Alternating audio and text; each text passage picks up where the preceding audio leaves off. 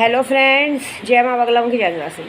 देखिए, मैं ये वीडियो एक तरह से समझ लो वीडियो बना भी रही हूँ और एक तरह से समझ लो मैं कंप्लेंट कर रही हूँ इनडायरेक्टली पुलिस स्टेशन में, चाहे कोई भी पुलिस स्टेशन हो, हमारा बोरीवली हो या कोई भी हो। देखिए सर, मैं एक ही बात कहूँगी कि आप लोग बोरीवली पुलिस स्टेशन में प्लीज़ रिक्वेस्ट, आम पब्लिक की सहायता करें। आम पब्लिक आपके पास आते हो करें, मुझे कोई शिकायत नहीं है। मैं ये बात है कि पिछले कुछ 2-3 सालों में जो हरकतें हो चुकी हैं उसके लिए आपको थोड़ा सा अलर्ट रख रहा है। सीधी सीधी बात है कि मैं यात्रा पे रहती हूँ, यहाँ मेरे बच्चे अकेले रहते हैं, मेरा प्रदू रहता है, मेरे केशव के पापा रहते हैं। पिछली बार भी जब मैं गांव गई तो आरिफ शेख ने अपने दोस्तों के साथ मिलकर उस पर हाथ उठाया, तो जो 306 का केस, ऑलमोस्ट 306 या 206 का केस MHB में वो ऐड है। तब उन पर 307 का केस था, इसलिए वो भी कुछ कर नहीं पाए। हालांकि सब लोगों ने उन पर ही ब्लेम डाल दिया। फिर मैं इस बात से कंप्लेंट करने आई थी। आप लोग कंप्लेंट इग्नोर करते हो और ये लोगों का कंप्लेंट FIR कॉपी दबा दे दो। ऐसी बिल्कुल मत कीजिए। देखिए, दूसरी बात, किसी के भी बोलने पे, किसी के भी ऐसे बोलने पे इनडायरेक्टली दूसरी बार हुआ है। पहली बार जब केशव के पापा मेरे घर पे नहीं थे तो भी आप लोग इनडायरेक्टली पूरी पुलिस की टीम लेके मेरे घर पे आ गए थे, जो कि ढूंढे, आपको केशव के पापा नहीं मिले, प्रदीप धावारे वहाँ नहीं मिले, है ना। आपने पूरा छान मारा, नहीं मिले, सही बात है। उसके बाद दूसरी बार आए थे कुछ काम से, फिर भी आप गलत ठहरे। तो मैं ये बात बोलती हूँ कि किसी के भी कहने पे, किसी के भी वो करने पे इनडायरेक्टली मेरे घर पे कभी भी इस तरह से मत आइएगा। नहीं तो एक बात है, देखिए, आपको कुछ प्रॉब्लम है, मुझे कॉल कीजिए, हम लोग आपका, मेरा वकील आके आपसे मिलेगा, बात करेगा। दोबारा अगर कभी मैंने सुना या किया तो मैंने एक बार ऑलरेडी ऑब्जेक्शन उठा चुके, आपको पता है। मैंने महिला आयोग तक ये कंप्लेंट पहुंचाई थी आपकी वीडियो डाल के कि देखिए, मैं अपने बच्चों के साथ अकेली रहती हूँ, क्योंकि सही बात है, मेरे बच्चे, मैं अकेले रहती हूँ, केशव के पापा अपने घर पर रहते रात को, तो हम अकेले रहते हैं। और इस तरह से आपका आना हमारी इज्जत का बात है।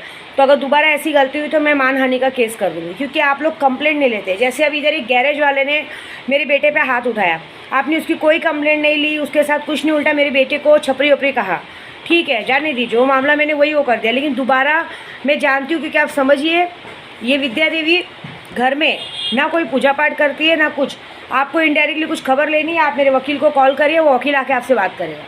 ये जो फालतूगिरी हो रही है ना, ये जानबूझ के करते हैं। आप लोग उन पे ध्यान क्यों नहीं देते हैं जो दिन दहाड़े बेचैन का काम करते हैं, ड्रग्स बेचते हैं, गांजा बेचते हैं। मैं आज किसी का नाम नहीं लूँगी, बस मैं आपको बता रही हूँ।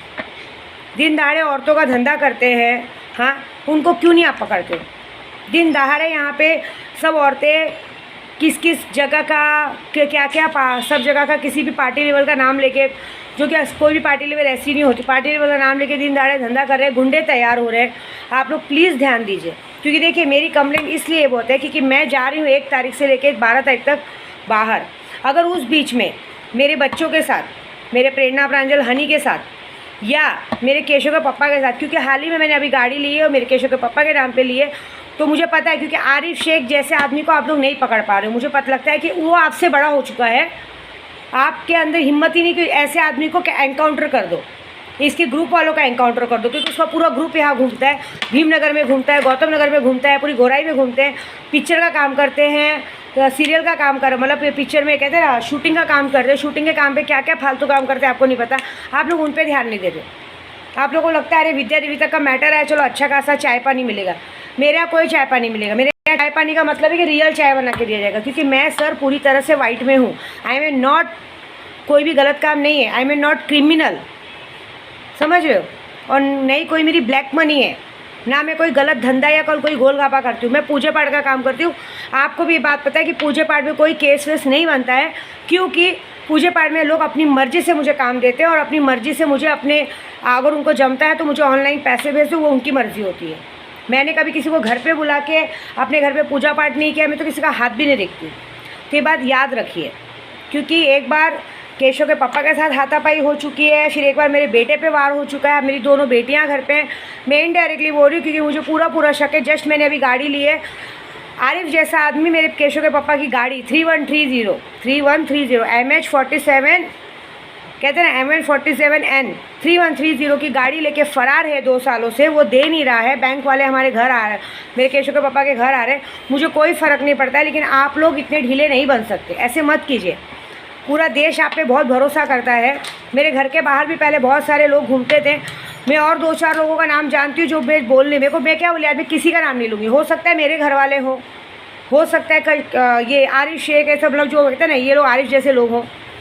तो मेरा सीधा सीधा शक है। मेरा सबसे बड़ा शक है एक औरत, जिस औरत के नाम पे मैंने कंप्लेंट की वो मेरी खुद की पहले थी, मेरा उससे रिश्ता टूट चुका है, वो और एक आरिफ और उसके पूरे ग्रुप वाले। यहाँ के गुराई वालों का किसका नाम नहीं लूँगी। अगर मेरे बच्चों को, मेरे हनी को, मेरे बच्चों, तीनों बच्चों को, मेरे केशव के पापा को अगर ये कुछ भी होता है तो सबसे पहले मेरे घर में जो एक औरत है जिससे मेरा बहुत पहले रिश्ता टूटा है उसको, वो होगी उसकी जिम्मेदारी, आरिफ शेख होगा उसका जिम्मेदारी, और उसके पूरे ग्रुप वाले होंगे, जितने लोग यहाँ घूमते वो होंगे जिम्मेदार। और सबसे बड़ी जिम्मेदारी होगी माया मैडम की। माया मैडम इस वक्त दूसरी है, माया मैडम मतलब केशव के पापा की बीवी, क्योंकि वो हर बार ऐसा कुछ कांड होता है और हर बार मुझे ऐसा लगता है कि वो इन्वॉल्व रहती है। तो अगर आगे फ्यूचर में कुछ भी होता है तो यही लोग होंगे इसकी जिम्मेदारी, और मैं इन पर सीधा सीधा आके एफआईआर करूँगी। और अगर आप लोगों ने इस बार ज़रा भी ढील पहुँचाई तो इस बार मैं सच बोल रही हूँ, मैं खुद आके पुलिस स्टेशन में भूख हड़ताल करूँगी और पूरी मीडिया को बुला के, पूरे किन्नर समाज को बुला के आपसे सवाल जवाब किया जाएगा कि आप लोग इतनी गंदगी होने के बाद ये सब साथ क्यों नहीं देते। एक आदमी अच्छे से अपनी ज़िंदगी जी रहा है, कोई भी गोराई का आड़ा टेढ़ा आवारा जिसकी कोई औकात नहीं है, कोई भी इंसान आके आपको कंप्लेंट कर देता है सिर्फ किसी भी बातों में आके, और आप लोग उसकी बात सुन के किसी के भी घर पे चले जाते हो। उल्टा ऐसे लोगों पे एक्शन क्यों नहीं लेते हो। आपको ऐसे लोगों पे एक्शन लेके 420 का केस लगा के अंदर डालना चाहिए। अगर मैं गलत हूँ ना तो मुझे ले चलो पुलिस स्टेशन, अब भी बंद कर दो। आपको पता है सर, मेरा 2 साल होने गए, प्रेग्नेंट हूँ, बच्चा नहीं हुआ है अभी तक।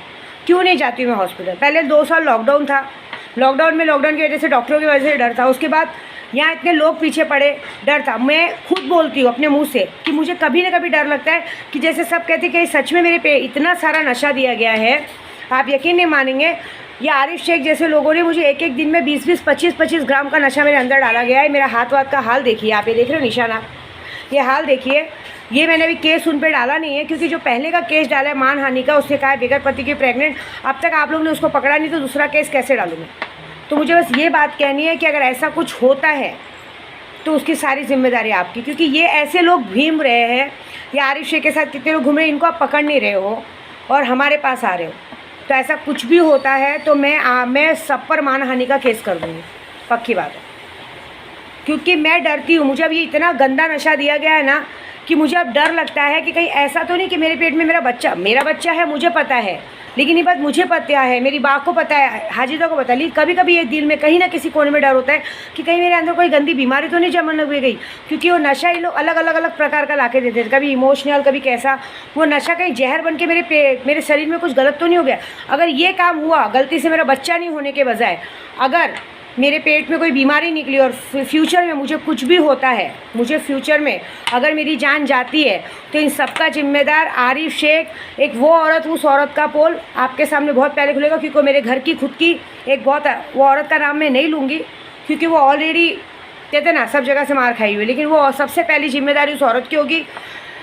ये बात क्यों बोल रही हूँ, अगर मेरे पेट में मेरा बच्चा तो है, लेकिन भगवान ना करे मैं नहीं जा रही हूँ ऑपरेशन कराने, लेकिन कभी चेकिंग में बच्चे की जगह मुझे बीमारी निकली, क्योंकि अगर इतना बड़ा पेट फूला है तो एक औरत का पूरा शरीर पतला है, तो बच्चा या तो बच्चा होगा या तो बीमारी होगी।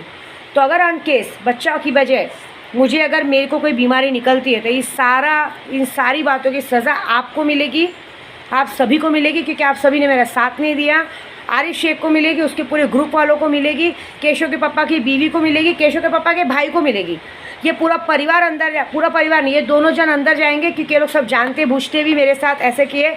मेरे घर में जितने लोग काम करते थे वो लोग अंदर जाएंगे, मेरे घर में जो काम करते थे वो उन लोग अंदर जाएंगे, क्योंकि सब जानते बूझते भी लोगों ने मेरा साथ नहीं दिया। और साथ में जिससे मेरा तलाक हो चुका है वो अंदर जाएगा, क्योंकि अगर मेरी मौत होती है तो ऐसा तो होगा नहीं, लेकिन ये स्टेटमेंट देना मेरा बहुत ज़रूरी है, क्योंकि ये बहुत ज़्यादा हो चुका है।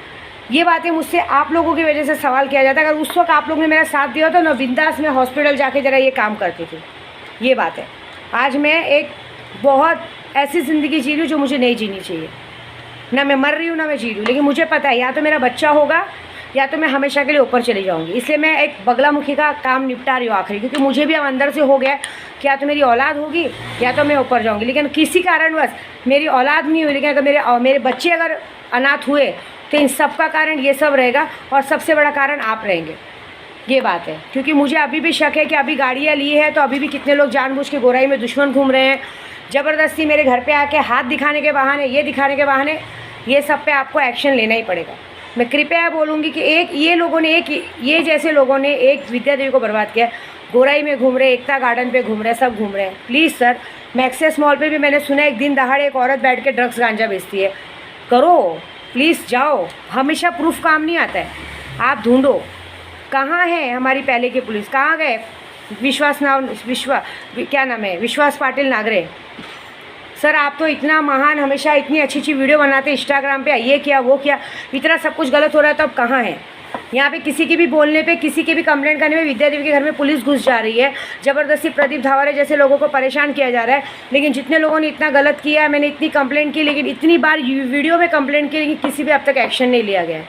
तो मैं देखना चाहती हूँ कि हमारी पुलिस कितनी सक्षम है। बस यही मनाना कि मैं भी जा रही हूँ माता रानी, बस अब मेरा बच्चा हो जाए तो बहुत अच्छी बात है। और बाई चांस अगर मैं मर गई तो मैं तो जो करूँगी, लेकिन ये मेरा स्टेटमेंट रहेगा कि ये सब फंसेंगे और सबसे पहले आप लोग फंसेंगे, क्योंकि आप लोगों ने मेरा साथ नहीं दिया। और अन फ्यूचर मेरे 12 तारीख के अंदर आने के तक मेरे बच्चों के साथ किसी के साथ भी कुछ होता है तो सारी जिम्मेदारी आरिफ और उनके लोगों की रहेगी। खास करके हमारे घर की एक औरत है उसके ऊपर जाएगा ये, और बाकी सब पे जाएगा। ये बात आपकी है। और सबसे ज़्यादा शक, और अब की बार मेरे बेटे के साथ पूछा तो सीधा शक मेरे को गैरेज वाले पे जाएगा। और जिसने कंप्लेंट डाली है, जिसने पुलिस स्टेशन में झूठी कंप्लेंट डाली थी, उस पे जाएगा। उसका नाम मैं अभी नहीं लूँगी, उसका नाम जब टाइम आएगा तो मैं ले लूँगी। तो मुझे उसके साथ क्या करना है वो मैं देखूँगी। बस ये मेरी एक कंप्लेंट सीधे यूट्यूब के ज़रिए आप तक जा रही है। अभी आपको देखो आपको क्या करना है। जय माता दी, जय हिंद।